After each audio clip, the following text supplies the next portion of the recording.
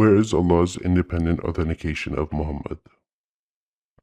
Imagine I walk up to you today and say, I have incredible news. The creator of the universe spoke to me. You'd probably raise an eyebrow, then I continue. He told me why we're here. He told me about heaven and hell. He told me how to live, and from now on, every human being should listen to me. Now, hopefully your next question is not, wow, what did he say? Hopefully your first question is much simpler. How do I know he actually spoke to you? That, in my opinion, is the single most important question in all of Islam. Not whether God exists, not whether objective morality exists, not whether the universe had a beginning. Those are separate questions. I'm asking something much more specific. How does Allah independently authenticate Muhammad? People often ask me what evidence would convince me to become a Muslim. My answer has actually been very consistent. If Allah appeared to me, demonstrated beyond reasonable doubt that He really is the Creator, performed unmistakable miracles, and then told me Muhammad is my prophet, I would become a Muslim. Seriously, that is exactly the kind of authentication I would expect from the Creator of the universe. Now someone might say, well, that's an impossibly high standard. I don't think it is. Think about the claim being made. Islam is not asking me to believe Muhammad discovered a new philosophy. It is not asking me to believe he was a brilliant politician. It is asking me to believe that the creator of billions of galaxies chose one man in 7th century Arabia to deliver his final message to humanity. That is one of the biggest claims anyone could possibly make. So naturally, I expect equally extraordinary authentication.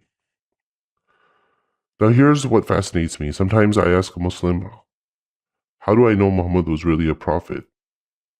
They might say, the Quran. Okay. How do I know the Quran came from God? Because Muhammad received it.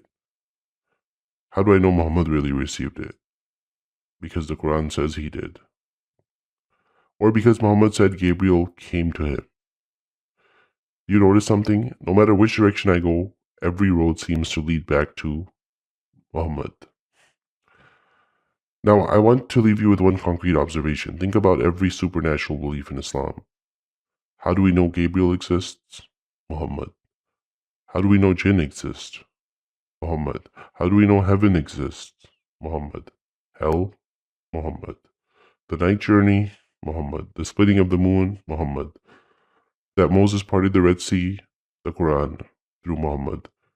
That Noah preached before a global flood? The Quran. Through Muhammad.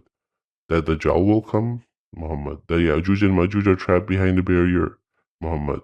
The angels are recording every deed? Muhammad. One after another, every supernatural claim reaches us through one historical person.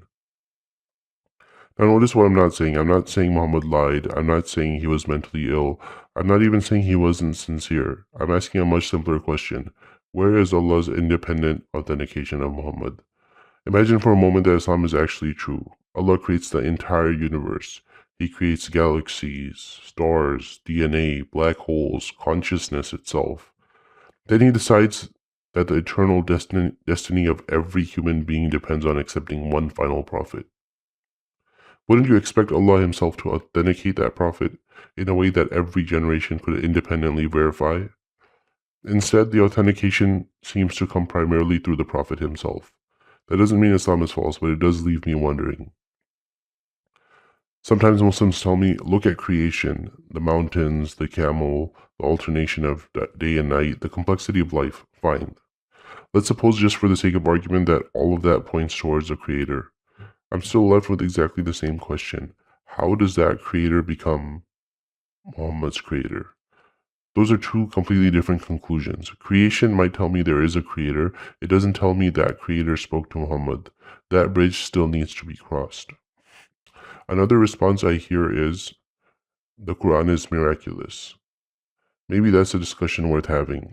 But notice something, even if I became convinced that the Quran is one of the most remarkable books ever written, I still have to answer the same question. How do I know it was authored by God rather than Muhammad? The miracle claim is supposed to establish Muhammad. It cannot simply assume Muhammad.